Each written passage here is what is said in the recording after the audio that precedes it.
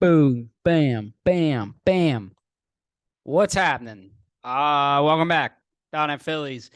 Step in the right direction. Phillies took 2 out of 3 from the Chicago White Sox, just like we all predicted going into the series. It was a very, very encouraging series from the Phillies. Yes, they lost the second game by getting one hit, but we all knew that was going to happen after they put up 14 hits in the first game. So everybody and their mother knew that the Phillies were definitely losing game two. It was just a matter of in what capacity. So you can't be disappointed. And then they take care of business today. A very professional series. Like it felt like the Phillies are back. Like everything worked out exactly how I hoped it would. A sweep would have been great, but I mean, listen, you're facing a major league team. You're probably going to lose a game in a series, but it was a very encouraging series. I was very happy from what I saw from the starters, from the bullpen. Well, outside of Wheeler, surprisingly enough, but he still muscled up for 5 innings, which is really, really good and encouraging, especially after that almost disastrous. Well, it was a pretty disastrous third inning, but the starters were great. The bullpen was fantastic, the best it's looked all season long. The offense came alive and was consistent. They were hitting with runners in scoring position. They were working great counts. It was just a very, very encouraging series. And the Phillies, if they get hot, you're facing a very poor Colorado team for 4 games at home in the next series coming up. And we'll talk about that at the end. But this could be the turning point of the season. I know it's so early on still to call something a turning point, but this could be where they get on a roll. They start winning series. You pile up series wins. You start to get on, a roll. They're getting healthier. You're just getting a lot more out of guys now. So it was a great series for them. Yes, the White Sox are right now, but you need to strike. You need to beat bad teams when they're bad. And I'm not saying the White Sox are a bad team. I'm saying that you need to play the best baseball you can against weaker teams in the moment, and they did that. So it was very encouraging. So let's get right into it. In game one, it was a doubleheader. They got rained out on Monday, so they played a doubleheader yesterday and finished up the series today. So game one, the Phillies beat them 7-4. My player of the game was Josh Harrison. He went off. He had, was it 4 hits or 3 or 4 hits, including a home run where he pimped it. He knew he got it, and we'll get to that later because it was a little controversial at the time. But the Phillies bullpen was perfect, literally for 4 innings. But again, we'll get to that once we're at that section of the episode. So Stott, congratulations to him. He broke the all-time Phillies hit record to lead off a season with 18 games. So congrats to daycare member Bryson Stott for doing that. He did go hitless in game two, so the streak did end. However, he broke the streak. So woo! Shout out to Bryson Stott. Castellanos had an RBI single in the first to put the Phils up 1-0. Bomer had an RBI single also in the first to put up to make it 3-0 against Lance Lynn.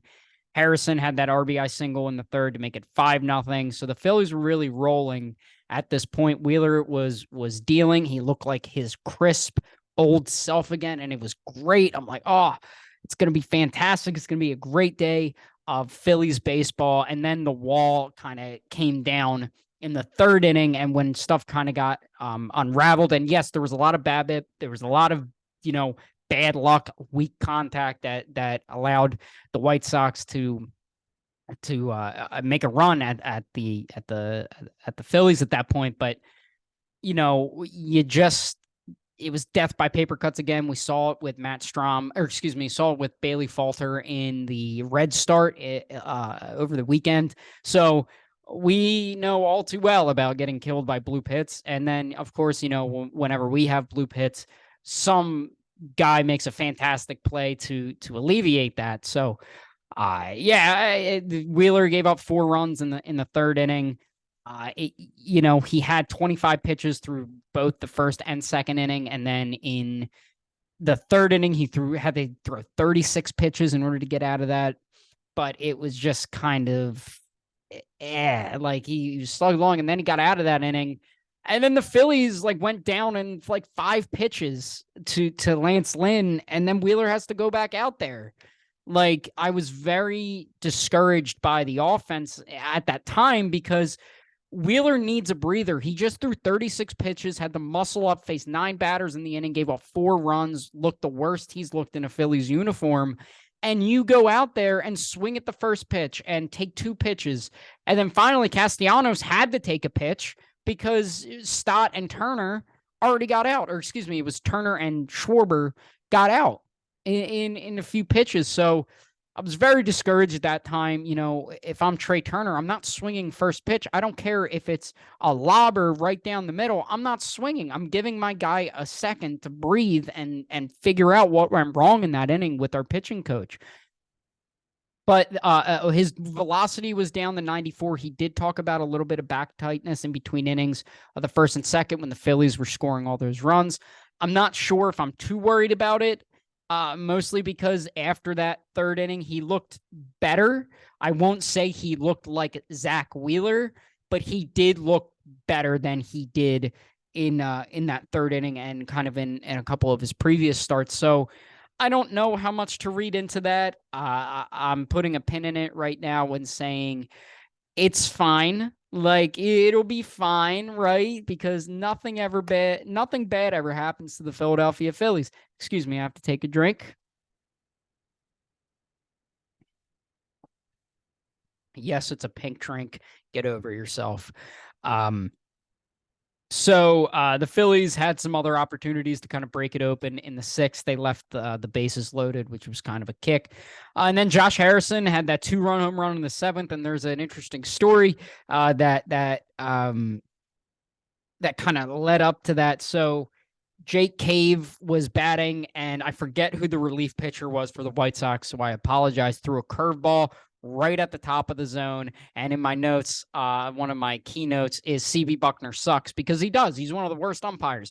The ball was clearly strike 3. He then misses that call. It's ball 3 instead of strike 3. Jake Cave fouls one off and then hits a single. And then on the very next pitch gives up the 2-run home run to Josh Harrison. So finally something worked out for us, that a blown call worked out for us, because I feel like all the time the Phillies get calls that aren't calls that should be calls, and then it comes back to haunt us. So it was nice to be on the other side of it for once, but still does not excuse CB Buckner for sucking at his job. His zone was atrocious the entire game, as it always is, because he's one of the worst umpires, but that's neither here nor there. Sir Anthony Dominguez, is he back? Because he threw a scoreless 8th inning with 2 strikeouts on 8 pitches. So watch out the rest of baseball. Sir Anthony might be back. I'm not ready to hit the back button yet. Give me like 3 more outings like this. I'm like, oh, he's back. He's back. And then from the depths of should be AA baseball, we had a Christian Pache sighting. As a defensive replacement, we finally found his calling, ladies and gentlemen. Christian Pache was in this game late in left field as a defensive replacement. So shout out Rob Thompson. Round of applause for you. Rob Thompson, you're finally listening to us. Finally, that was it. I just wanted to make note of that. And then I mentioned before, the Phillies bullpen was perfect in this inning, in this outing, between Gregory Soto, Craig Kimbrell, Sir Anthony Dominguez, and Jose Alvarado. The Phillies bullpen went 4 innings, perfect, and 8 strikeouts. So when we acquired all of these guys and signed these guys to extensions, or in Kimbrell's case, signed them outright, this is kind of the stuff I envisioned. Obviously, they're not going to be perfect all the time, but I mean, you are looking at a bullpen that might be finding their groove and might be finding their way to be very, top of the line, top in baseball, which is exciting, because I didn't think the Phillies were allowed to have a good bullpen, but here we are. Hopefully, everybody starts rolling. The only guy in there right now that I fully trust, Gregory Soto, is getting there. His past few outings have been dominant. But Alvarado is the only guy where when he goes into a ball game, I'm like, okay, next inning, who's up? Which is great. But now we might have like 4 of those guys, which is good. Kimbrel's looked really good of recent. He's been able to locate a lot better. I mentioned Soto. Dominguez looks to finally be turning a corner. I've been fairly impressed with what Ortiz has been doing. And obviously, we'll get to him in game 2, but it's been in low leverage situations. But I mean, he could be a dude, right? Why not? Why not? So yeah, Phillies took game 1 of the doubleheader, and like every Phillies fan predicted, they lost game 2. I'm gonna take another drink because it's good. Some good stuff right there. Phillies lost 3-0. And the only type of offense really for either team, because it was a very quiet night. It was a very quick game. It was like I think like 2 hours and like 20 minutes or something. Hold on, let me pull this up. So yeah, the only form of offense was Jake Berger in the first inning, on a 3-run home run, and of course, Bailey Falter. You knew that was going to happen. So first pitch was at 7:40, and I can see 7:40, and then 9:50 it was over. So it was 2 hours and 10 minutes. Wow. Quick game, and for obvious reasons. So Jake Berger, 3-run home run in the first, and that was it.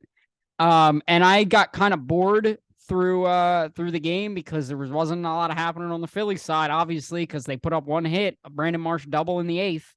And the White Sox also barely put up any offense. They had 3 hits, and I'm pretty sure all of them were in the first inning. So there wasn't a lot going on, but I had to have some fun. And obviously, for some reason, Christian Pache was in the starting lineup. So I decided to do a Christian Pache at-bat pitch counter because nobody loves swinging at the first pitch like Christian Pache does. So in his first at-bat, he saw 4, count them, 1, 2, 3, 4 pitches and struck out. Second at bat, all right, we're getting crazy here. Saw 6 pitches, grounded into a fielder's choice. So Christian Pache, we're turning the corner with you, buddy. We're getting there. We're getting there. So we had an Adam Hazley sighting in 2023 for the White Sox. So shout out to Adam Hazley. Again, this game was very predictable. I mentioned it in the open. I said, everybody expected the Phillies to lose this game. I think everybody thought the offense was going to be shot. I thought there was no way they were winning game 2. But, there wasn't a lot of notes. One person of note was Bailey Falter was fantastic in this game. He went 7 innings, 3 hits, 3 earned runs, 3 walks, 3 strikeouts. A lot of threes in there for Bailey, but after the first inning, he was excellent. He was efficient. He was pounding the zone. He was locating. He was awesome. And he saved the bullpen that had to throw out 4 guys in the first game. They only had to use Ortiz in this game. And even Ortiz was really good. He went an inning, had a strikeout. Like, Bailey Falter, this was the best start of his career, in my opinion. It was the longest he's gone. He's the first Phillies pitcher this year to pitch through the 7th inning. Obviously, Taijuan Walker pitched into the 7th today, but couldn't get out of it. But, it was encouraging. It was a nice bounce back from his previous start in which he kind of the death by paper cuts, like I talked about before. It was good to see Bailey Falter muster up and throw 7 quality innings. Like, this was a very, very good Bailey Falter start. I was very impressed from what I saw, and I'm excited for what he's going to do, on his next start. Like, I may be in the minority here, but I look forward to Bailey Falter starts. I predicted he's one of my guys this year, and I need to look smart. But Bailey Falter has been really good for the Phillies so far this year. And he's been very encouraging to see a young pitcher that didn't have a lot of pedigree develop into a solid starter. He's never going to blow you away, but can he give you like 5-6 innings, 3 runs? Yeah, on most nights, yeah, he's going to do that. The first inning is always going to be brutal for Bailey Falter, but that's just what you're going to get with him. We saw it in the NLCS last year. He got shelled. He couldn't even get out of the first inning. But then after, he got shelled in the first inning of this game, then was awesome the rest of the game. It just takes a little bit for him to dial in. And I hope that he can kind of take this start and just spring it forward into a really, really excellent, I wouldn't say excellent, but like a 4 ERA. Great. That's exactly what we need out of him. And I think that's what he's going to give you, if not better. I like what he's doing. I'm a big Bailey Falter guy. I might be the only one in Philadelphia, but Bailey Falter has done nothing but impress me so far this year, even with that bad start in Cincinnati. Like, he's done nothing but shown me encouragement this entire year, and I'm very excited for him to see where he goes. Now, moving on to game 3, we played today. Full disclosure, I did not watch this game. I was keeping updates on my phone. I had work all day, so unfortunately, I was not able to watch all the ins and outs and nitty gritty that I usually do. So we had the Phillies won 5-2, another professional win, a very efficient win. They took advantage when they had the chance. They didn't let innings kind of spiral out of control. Taijuan Walker was better, limited walks again, which is huge. But again, I don't know how his control was. I didn't know if he was working a lot of 3-2 counts, but he was very efficient in the sense that he was able to get to the 7th.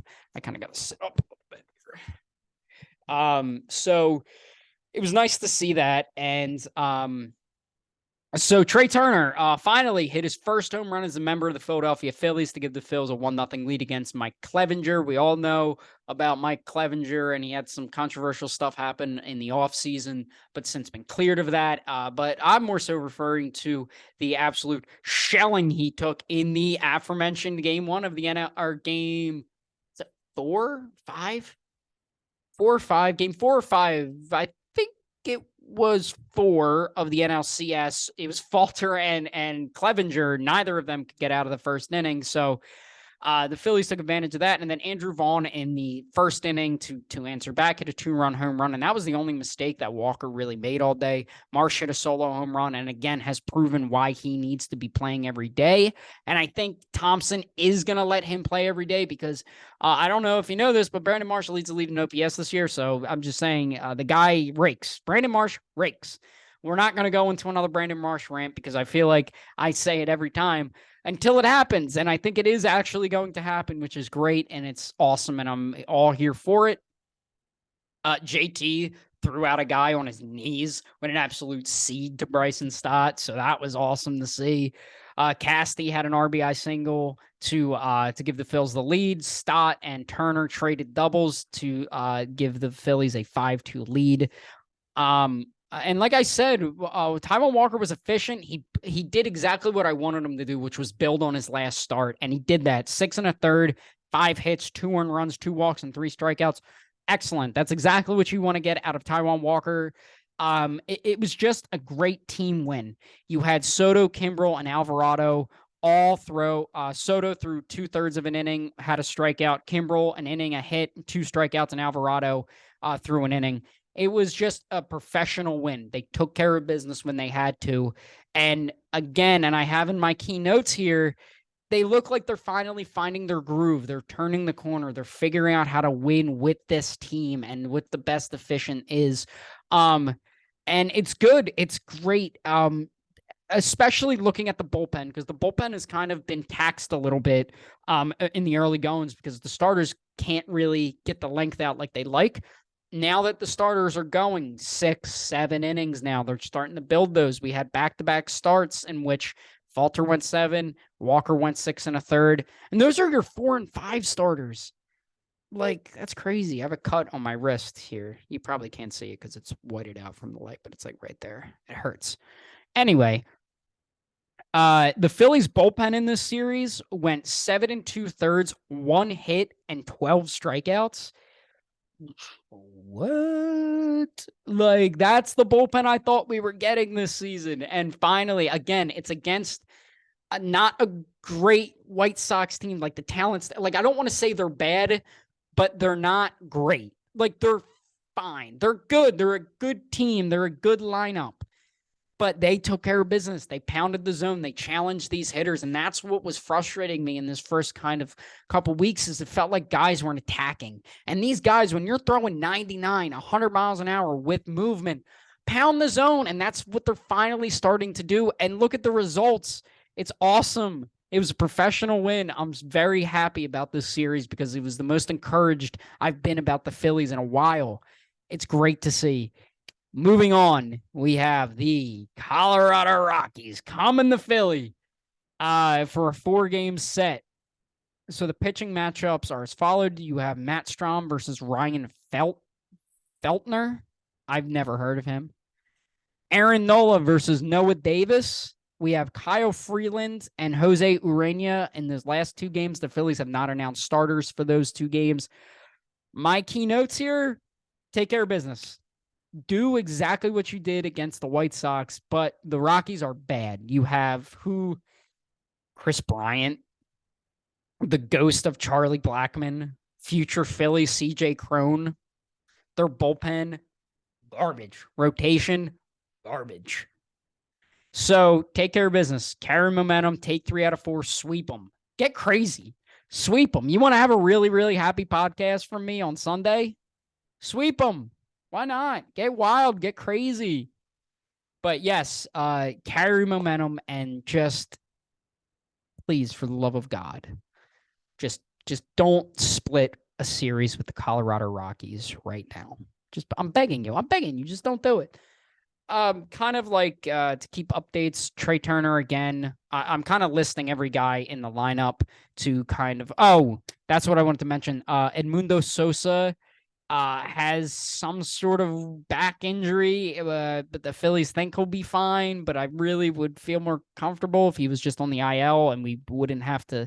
I wouldn't feel more comfortable. It'd be more comfortable if he was starting at third base, but I would feel a lot more comfortable if they just put him on the IL, bring up Scott Kingery. Dave, please bring up Scott Kingery. And just have that until he's fine. I don't understand the point of not having him on the IL unless he's going to be in the lineup tomorrow. And hey, he could be, who knows? But I kind of want to go down the lineup and kind of guys who I'm like worried about or not worried about. So Turner, not worried about. He's hitting. He was 0 for 8 for today. Today he went 3 for 5. He was great. I really thought the David Bell curse was going to be lifted. Unfortunately, it wasn't. He was a triple shot of the cycle, but. Turner's fine. He looks like he's starting to get his power back a little bit. He's not these weak little hits. Stott had a couple hits in this game, so he's picking right up that where that streak left off. Who was hitting third? Schwarber is going to be Schwarber. You have Bomer's looked fine. He's still riding that hit streak. Third base at this point, I mean, I guess Harrison. He's going to be Josh Harrison. Like, you're not going to get a lot of good, but you're not going to. Are you kidding me? Matt Hartman just texted me, and apparently David Robertson hasn't allowed a run yet for the Mets. Couldn't have been us, Dave. You piece of garbage. Oh, there was also a quote from Matt Saporsky that he wanted me to read here. I think it was on Twitter. I'm just sorry. Or was it? Was it? It was Instagram. It was definitely Instagram. Yeah, here it is. So I sent him. Well, I mean, I'm not worried. Let me get back to the point at hand.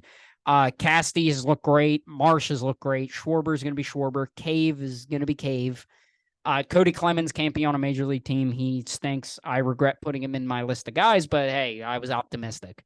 Other than that, I mean, Stubbsy. JT is looking he's looking hotter, literally and figuratively. But everybody's looking fine. So we had some injury updates. Ranger Suarez and Bryce Harper faced each other in a simulated at bat. Suarez threw 25 to 30 pitches. Harper looked great, almost hit one out of the yard. And Suarez apparently was looking good according to Rob Thompson. But Bryce Harper, I'll show this video. I don't know if you could see it. Let me just put it up. it's him kind of fielding grounders at first, because Bryce Harper said he wants to play first base when he comes back. And then Matt Saporsky said he's too skinny to play first. That's my official statement, to which I said I will let everybody know. Uh, I don't know how much worse Harper could be at first base. I think Bohm has done a really good job over there so far. And Clemens has been fine defensively. Offensively, he's been abysmal. But when Harper comes back, he's going to be the DH. I wouldn't be shocked to see Harper in the lineup next week, with the way he's going. Obviously, he won't be, but who knows? But I've been very encouraged with the injury updates with Suarez getting back. I think they're going to use Strom as kind of a piggyback for Bailey, or not for Bailey Falter, for Ranger Suarez when he comes back. Because Suarez is probably only going to be able to go like 3 innings, 4 innings when he first gets back, and then if you have Strom for 2, 3 innings after that, I think that'll be the best recipe for success. Until Suarez is able to go deeper. But knowing Ranger, he could probably go like 6 innings in his first start because that guy is just unreal. I think he's the next guy to get paid by the Phillies if they're smart. But yeah, I'm looking. This team seems to be building momentum and seems to be not full steam ahead, but definitely turning the corner. Looking at the end, there's a light at the end of the tunnel. They look like they're professional wins right now. They don't look outmatched. They're doing smart things. They've cleaned up a lot of the sloppiness that we saw the first 2 weeks, and it's great to see. And hopefully this is the jumping off point. April 19th, 2023, to when the Phillies go from being mediocre to taking that jump and being the all-star team that we all think and know they can be. So that's going to do it for me. I'll be back on Sunday to talk about the Rockies series. So until then, thank you all for watching, and I will see you guys then.